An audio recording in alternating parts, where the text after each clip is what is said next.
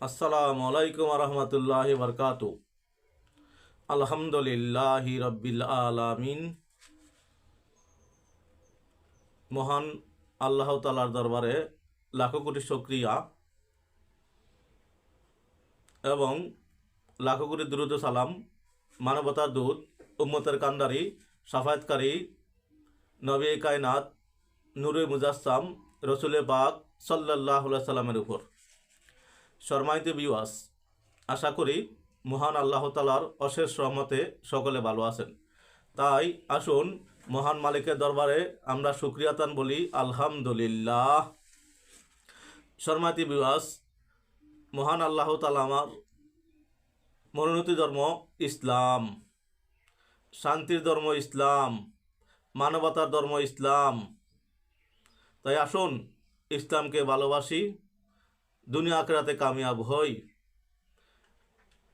রসুল পাক সাল্লাল্লাহু আলাইহি সাল্লাম বিদায় হজের ভাষণে বলেছিলেন, আমি চলে যাচ্ছি, দুটি জিনিস রেখে যাচ্ছি তোমাদের জন্য।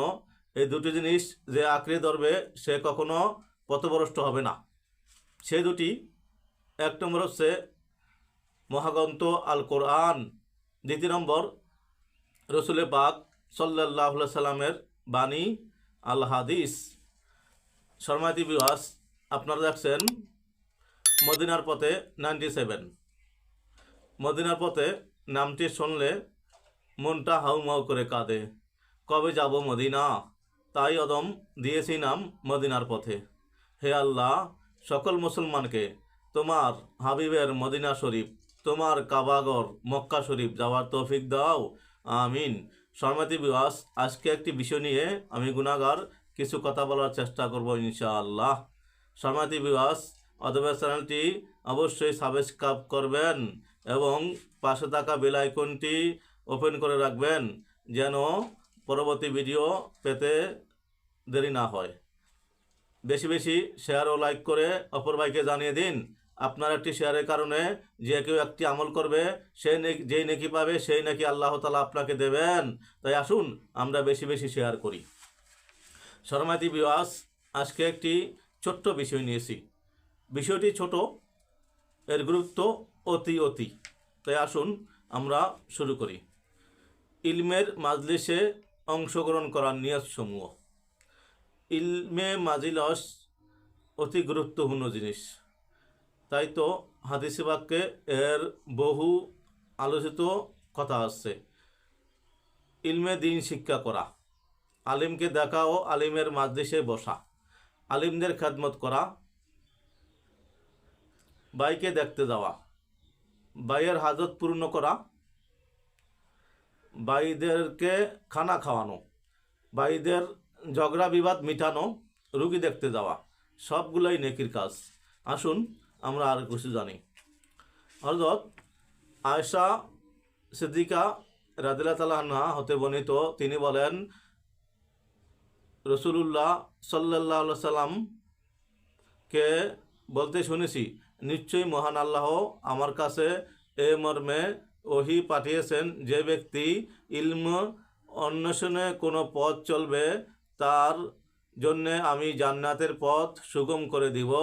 সোয়াবুল ইমান লিল বাইহাকি 5751। অপর হাদিসে আসছে, হযরত আবু উমামা রাদিয়াল্লাহু তাআলা আনহু হতে বর্ণিত, তিনি বলেন, রাসূলুল্লাহ সাল্লাল্লাহু আলাইহি সাল্লাম বলেছেন, কোনো যুবক বড় হওয়া পর্যন্ত ইলম অন্বেষণের মাঝে এবং ইবাদতের মাঝে বেড়ে উঠলে কিয়ামতের দিন আল্লাহ তাআলা তাকে 72 জন সিদ্দিকের সওয়াব দান করবেন। তাবরানী ফিল কাবির 7590। সম্মানিত ভিউয়ার্স, ইলমের কত ফজিলত তা বর্ণনা করে শেষ করা যাবে না, তাও আমরা যতটুক পারি শুনি।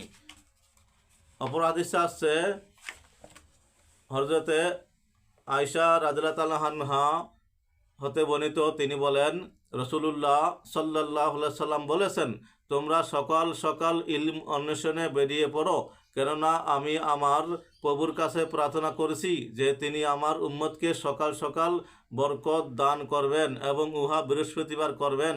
তাবরানী ফিল আওসাত 5244। অপর হাদিসে আসছে হযরত আলী রাদিয়াল্লাহু তাআলা আনহু হতে বর্ণিত, তিনি বলেন রাসূলুল্লাহ সাল্লাল্লাহু আলাইহি সাল্লাম বলেছেন, ইলম অন্বেষণে সকাল সকাল বেরিয়ে পড়ার উদ্দেশ্য কোনো বান্দা কখনো জুতা পরলে, মোজা পরিধান করলে এবং কোনো কাপড় পরিধান করলে, নিজ ঘরের দরজা চৌকাঠ পা রাখলে তখনই আল্লাহ তাআলা তার গুনাহগুলো ক্ষমা করে দেন। তাবরানি ফিল আওসাত 5722। অপর হাদিসে আছে হযরত ইবনু আব্বাস রাদিয়াল্লাহু তাআলা আনহু বর্ণিত, তিনি বলেন রাসূলুল্লাহ সাল্লাল্লাহু আলাইহি সাল্লাম বলেছেন, ইলম শিক্ষা করার জন্য সকাল সকাল এবং সন্ধ্যায় বের হওয়া মহান আল্লাহর কাছে তার রাস্তায় জিহাদ করার চেয়ে উত্তম। মুসনাদুল ফিরদাউস 4303। অপর হাদিসে আসছে হযরত আবু উমামা রাদিয়াল্লাহু তাআলা আনহু হতে বর্ণিত, নবী করিম সাল্লাল্লাহু আলাইহি সাল্লাম বলেছেন, যে ব্যক্তি কোনো কল্যাণকর বিষয় শিক্ষা করার অথবা শিক্ষা দেওয়ার উদ্দেশ্যে সকাল সকাল মসজিদের দিকে যায়, তার জন্যে পূর্ণ হজ আদায়কারীর ন্যায় সওয়াব হবে। আল মুআজুল কাবির লিতাবরানি 7473 নং হাদিস।